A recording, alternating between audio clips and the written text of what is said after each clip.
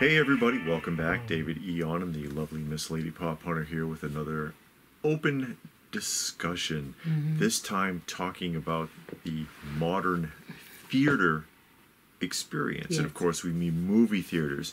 And is the modern theater experience dying or is it already dead? And you can kind of already guess. Because we've seen a steady decline of interest for a variety of reasons over even the last several years. I mean, longer than that, longer than the recent years, there's been a decline in theater. And it's a shame, really, to see this happening to a tradition that spans back more than a century. Before even silent films, before the silent film era, people would go to theaters and they would do it as a slideshow. They would show a still image and people would read or sing along to the still image while someone perhaps plays an upright piano. This is a very long tradition of doing this in the movie theater. And now you go to the theater and it's empty. It's empty, even on opening night, which we did just recently. Yeah, we saw The Joker too. Yes. On opening night, we went on Friday. Yeah. We went on the Friday night it opened, and it was literally 10 people. We were one of the 10. Yeah. 2 of the 10. 2 of the 10. Sorry, we were 2 of the 10, and we went to the 7 o'clock show at a major theater. It wasn't like a punk theater. It wasn't like a tiny one. It was one of the bigger ones. Nobody would. I mean, and it wasn't just that movie. Nobody was in the theater. In the building. The whole complex. And it used to be you go to the theater and the lobby would be packed. Yeah. People would be going to the various theaters to see various movies. It wasn't like that. It was only, like I said, the 10 people that were there and then the staff. Yeah. And we went in to see ours, and when we came out, we saw maybe 2-3 other people going to another movie. You know, and it was like, wow, what happened to all the people and standing in line to get your tickets and waiting at the concession and hoping that the line moves along so you can get in to see the trailers. You didn't have to worry about that. And growing up, you never saw that. Never saw that. It was always jammed, even if it wasn't opening. I never went to anything opening night because I knew there was no point back in the day. Even in the 90s, going to see... I saw, Schwarzenegger films in the 90s and things like that. It was always packed. It could have already been in the theaters for weeks, and you go any time of day and it was jammed. And you don't see that anymore. It's True Lies. Comes to mind that's the Schwarzenegger film I was thinking of. I saw True Lies in the theater, and it had already been out a couple of months, and it was loaded in there. It's crazy. And this was in an afternoon. It was in the afternoon, and you don't see that anymore. The last time I saw anything even close was the original Lord of the Rings trilogy, and the Marvel films for like the first couple of weeks. The original Marvel film the build-up films, not the modern stuff. We saw... Oh, I'm sorry. Oh, no, you're fine. We went... The last time I remember the theater being packed, we actually went to go see Endgame. Marvel Endgame. Yeah, and that's what I'm alluding to. Yeah, it was packed. I mean... But that was early on. Well, yeah, that was years back. No, I mean early on when it came out. It wasn't like it had been out for like a month. No. We had saw it within I think we saw it opening weekend or something like that. But that's the last time we went to the movie theater where it was packed. You know, it was actual people in there, and it's like, wow. I mean, we went We used to go a lot when we worked at the daycare center, but that was midday. So you wasn't expecting a lot of people there. And then, but you did have like a little light crowd, it would be some people there midday, other organizations, other just people. But, it was weird, but you used to go to the movie, you used to be excited because you knew you would get some popcorn, maybe a slushie or a drink or, I don't know, a hot dog and some chips or something. Now everything's so expensive, you don't even care to get anything. You eat way before you eat good before you go. You smuggle the stuff in. Yeah. That's what you do. But it's changed so much, and you can blame a portion of it on the pandemic. Because they weren't, people couldn't go to the theaters, but I think what that really did was made people realize that they didn't really care if they went or not. I think that it wasn't as a reaction to that. I think that just put the bulb on for people.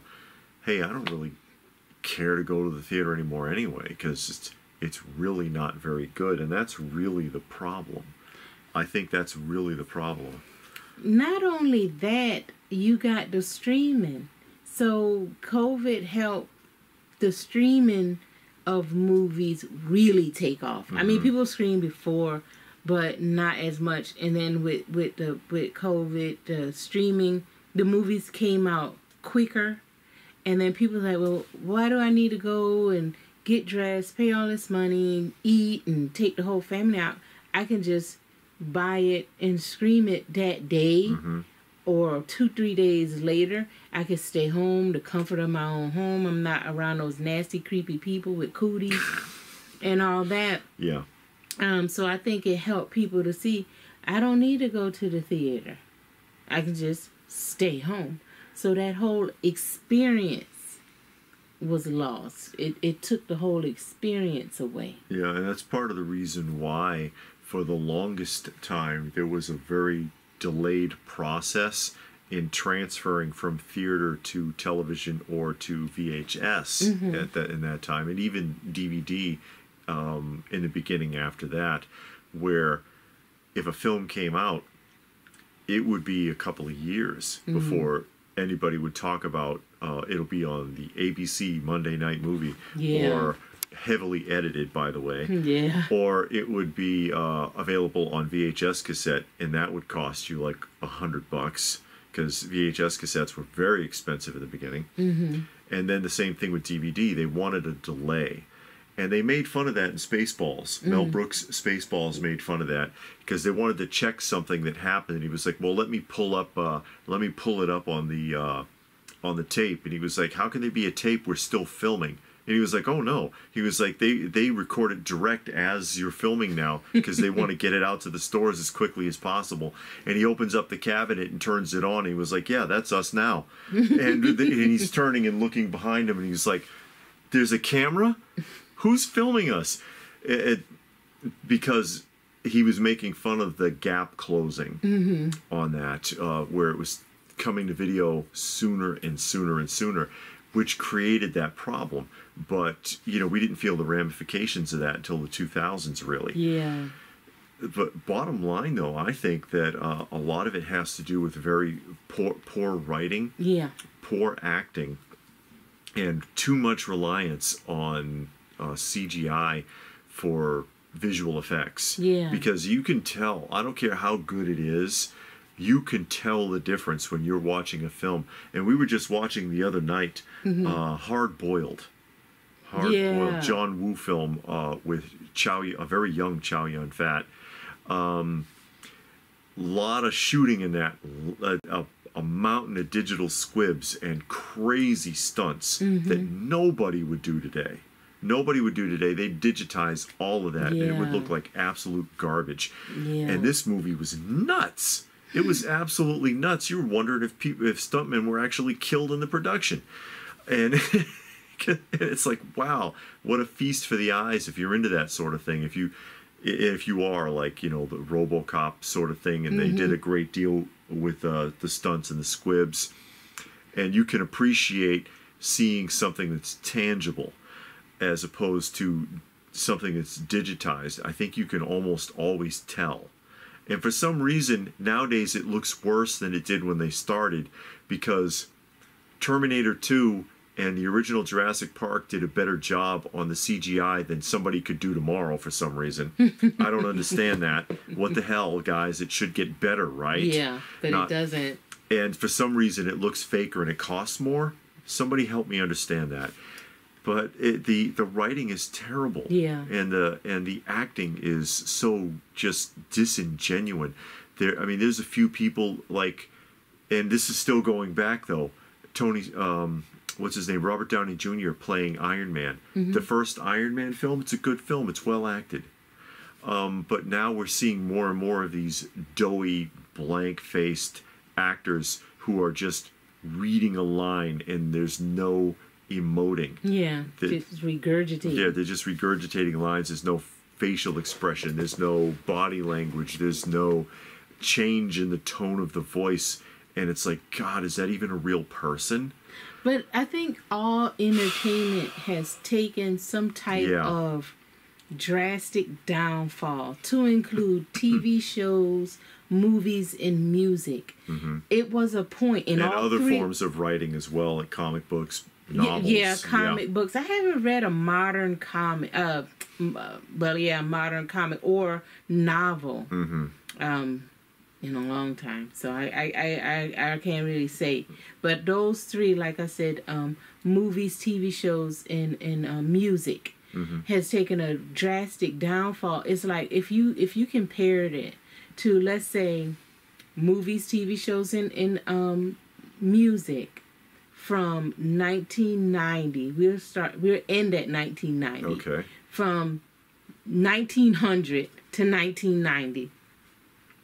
Look at the time, the effort, all of the work that was put into making a song, making a TV show, making a movie, and then compare it to after 1990. Mm-hmm. And then look at the progression of how much worse it got till you get to today.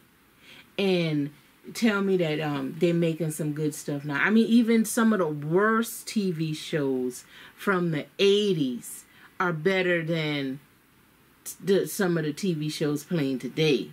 You know, it's just in the same with music. Some of the worst songs from the 80s are better than a lot of the songs that's on the radio playing right this second. It's like they have no heart, no feeling. I remember we watched the behind the music of 10cc, and they got that song, I'm Not in Love. And then they told all of the work that guy did to get that background harmony, to getting the receptionist to say the line on the phone. Well, not on the phone, but the receptionist had a part.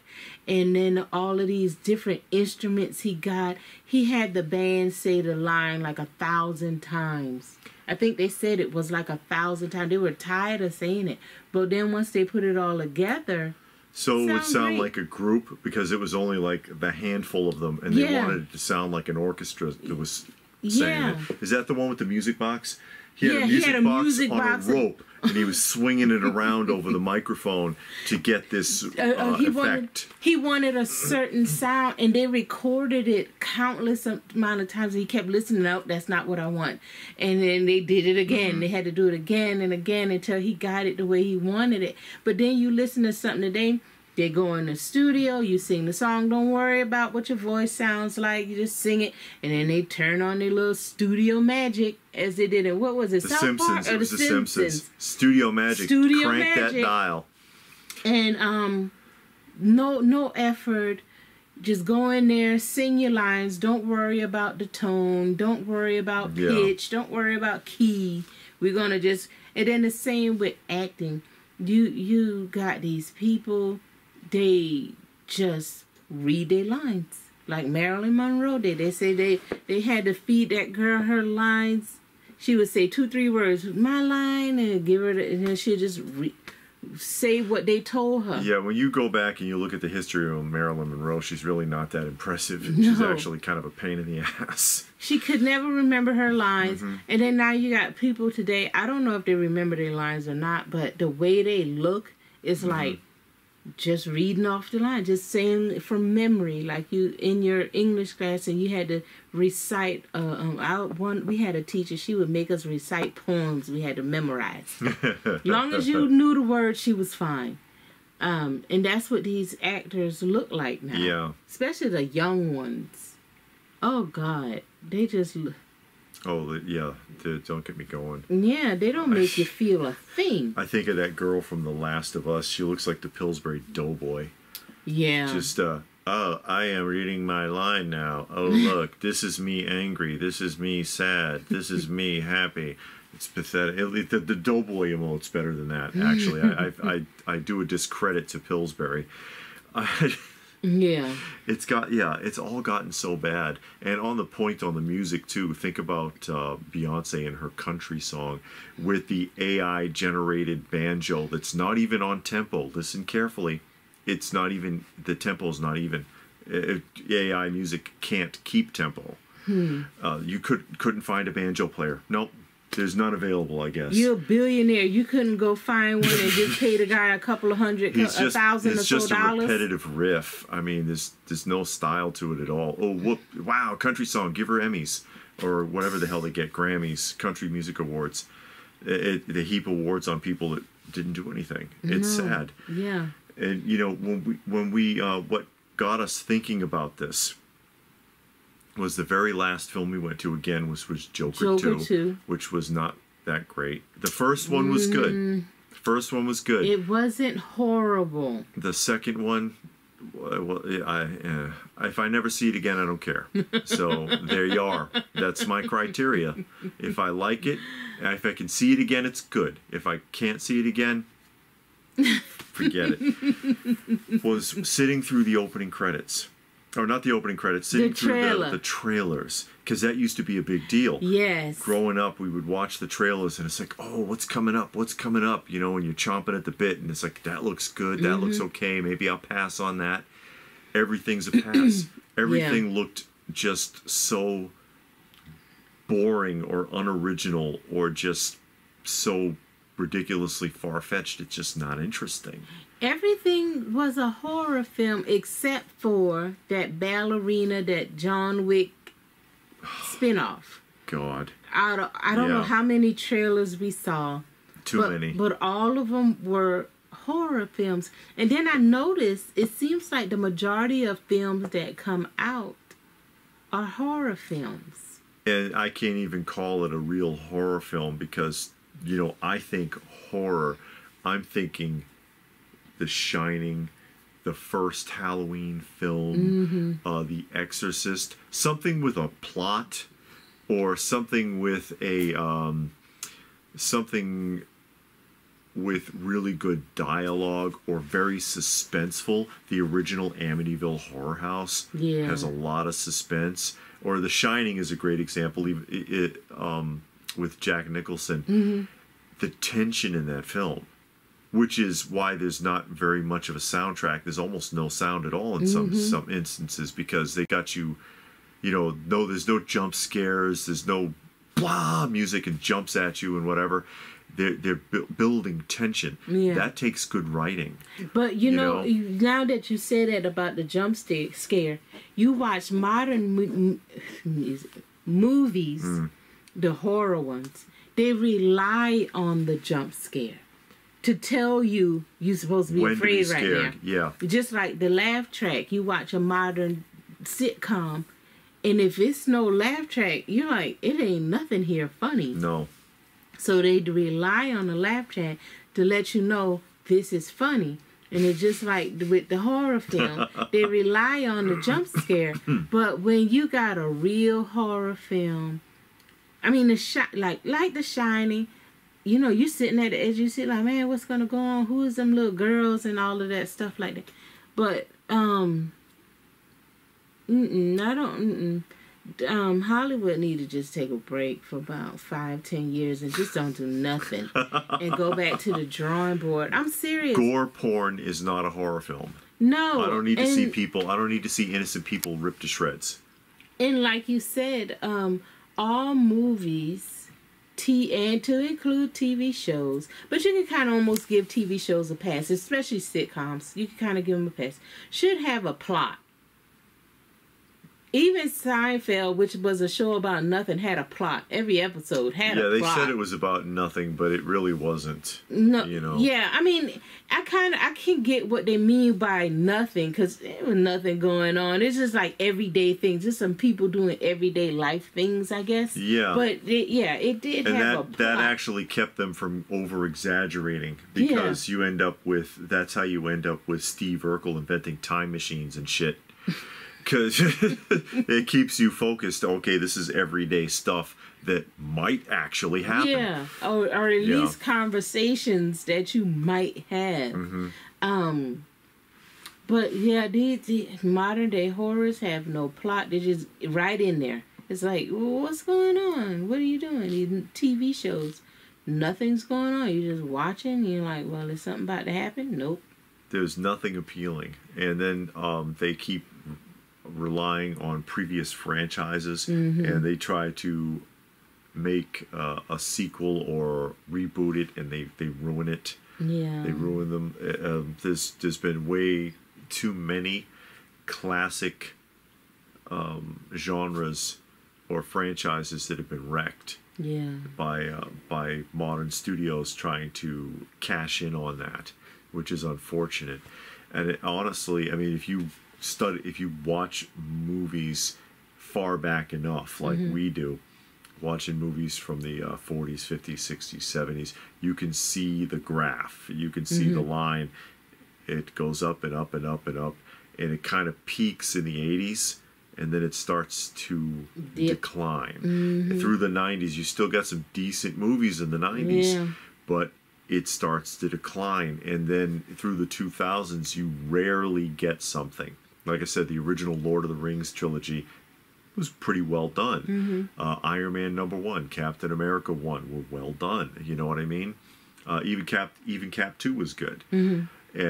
But it's too few and far between in comparison to when we were in theaters, or when we were kids, in going to the theaters in the 70s, 80s, whatever.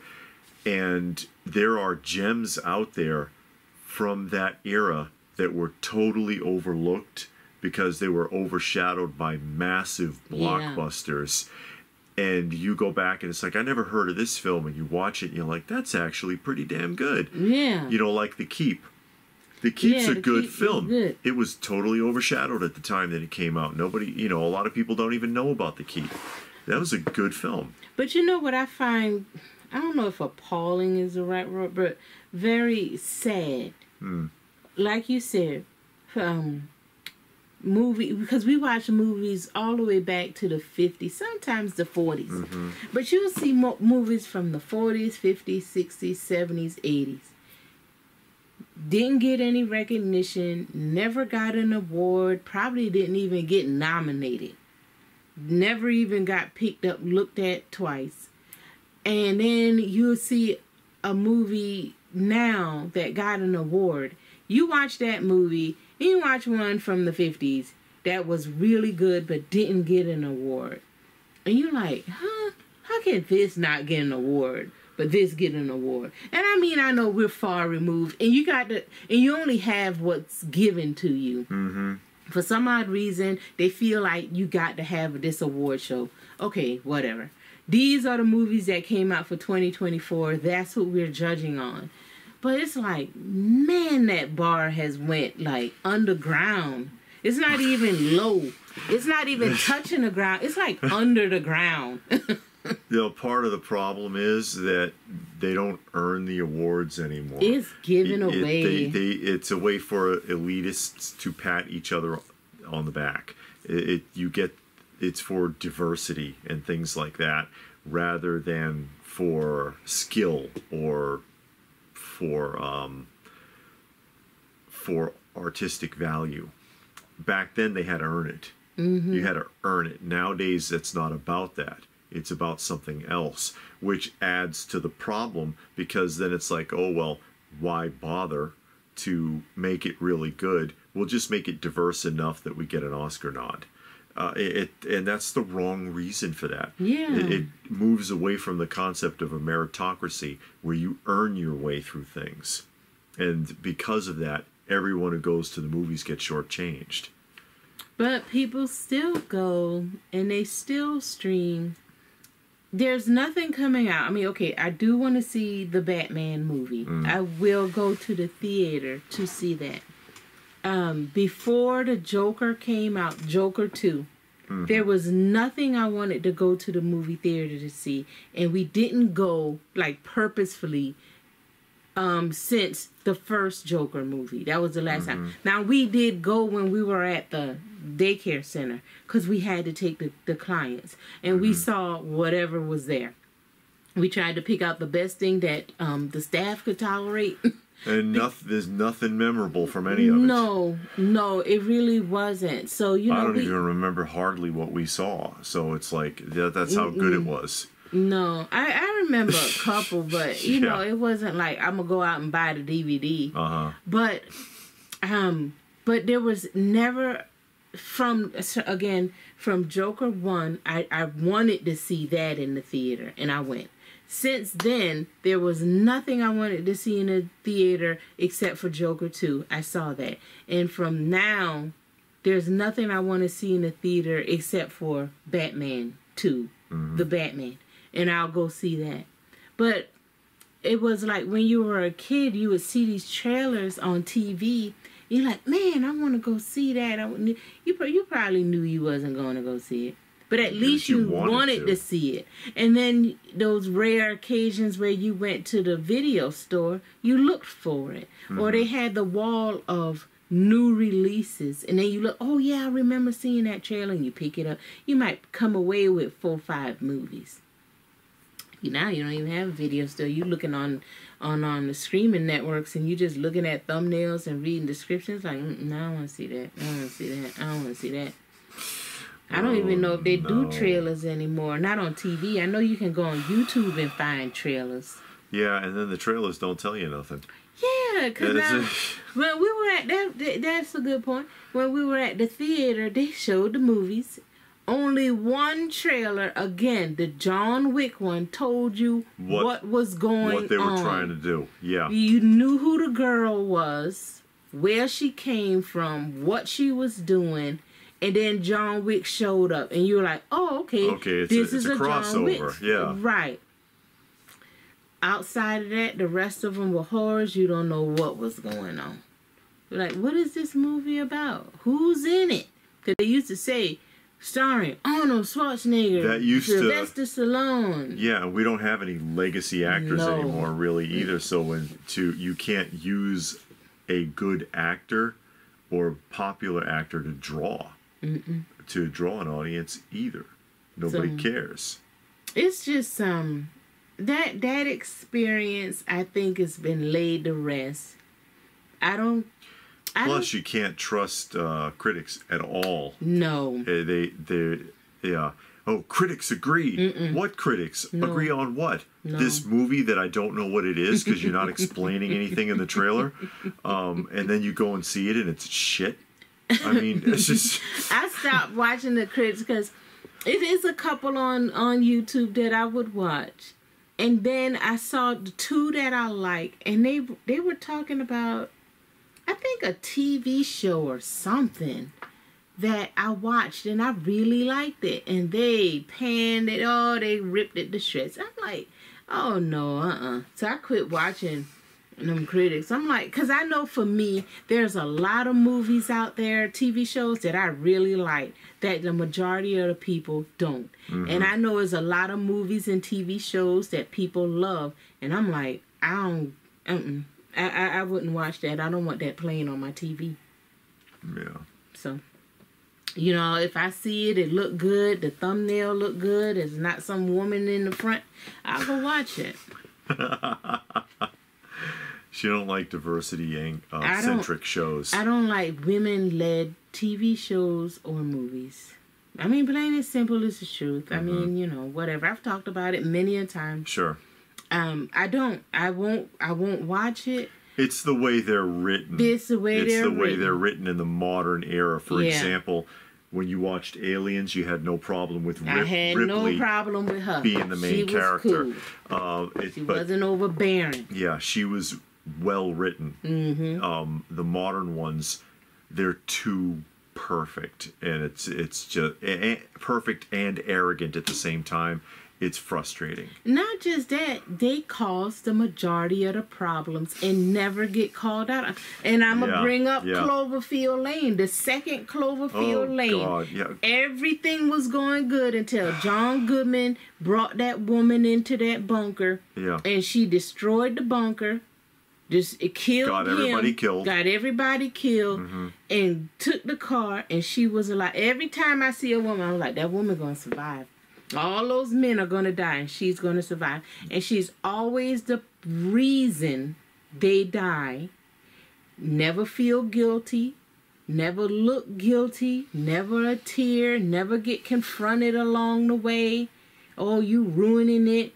Or if it's a TV show, they never say, well, you know, we in this predicament because of all of these things you did. Never happens.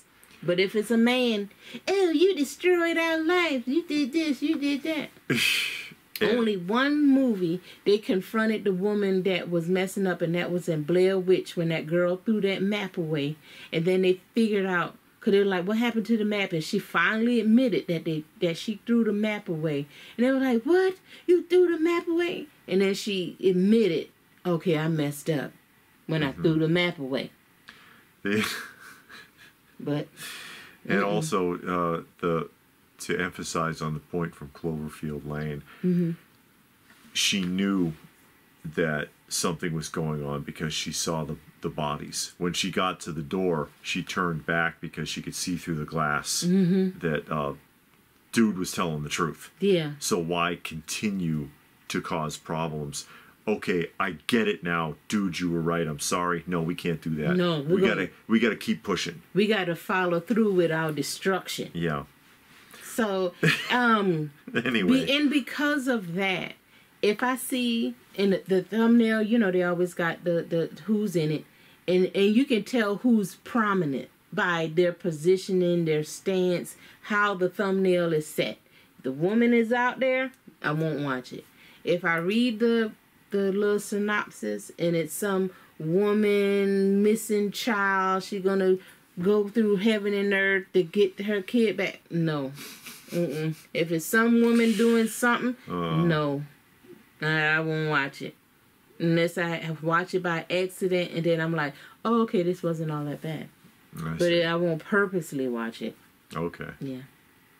But hey. I know. We were supposed to be talking about the movie theater experience. We talked about everything else. Honestly, I see it dying. I think it's already dead. You see it dying. I think it's already dead. Fading away. Yeah. And it's a sad thing because, again, it was a tradition that goes back more than a century. It's been very important culturally. We've seen, unfortunately, in our generation, many cultural things dying and fading away, and this is one of them. This is one of them. Sad to say. Yeah, but you know, I thought after COVID, it felt like, and it seemed like they were moving in the direction of just shutting down movie theaters. They even talked about it for a minute, of movie theaters not coming back because of the streaming. So I was surprised that it came back, because it took a while for it to come back, for people to start going again, and for it to just be something again. And then, like you said, in our lifetime, we've seen a lot of cultural phenomena die. We saw the death of music stores, the death of video stores. We've seen the music section in Walmart and Best Buy. All of that went away. I mean, they still got a little itty bitty section, We seen Best Buy totally remove all DVDs, all CDs. Mm-hmm. I mean, think about it. Your computer doesn't even come with a drive anymore. They took out all of the programs, the computer program. They used to have a big section. I mean, Walmart had a big DVD and CD section. All of those stores like that did. They had a big section for computer programs and games. Now it's like nothing. You go to Best Buy and they got cards hanging on the pegs, and you buy the card to put the program on your computer. Yeah, you scan it. Yeah. So, I mean, we're seeing the death of a lot, and I will not be surprised if they shut the doors to all movie theaters. Yeah, at some point in our lifetime, it could happen. Yeah, I wouldn't be surprised at all. I'm surprised it's still open. Ouch. Yeah. But hey, what do you think about all that? I know. Did we bring your day down? I know. Don't worry, because those movies are still out there. You can still find the good ones. You can get hard copies. Yeah, you can get a DVD. Watch them at home like we do. Yep. Comfort of our own home. Let us know what your thoughts are in the comments section down below. Please do give the video a thumbs up. Share it if you can. Subscribe if you're new. Check out some of our other videos, including some of our other discussions. And if that is it, then what more can we say? But thanks for watching, and we will see you again soon.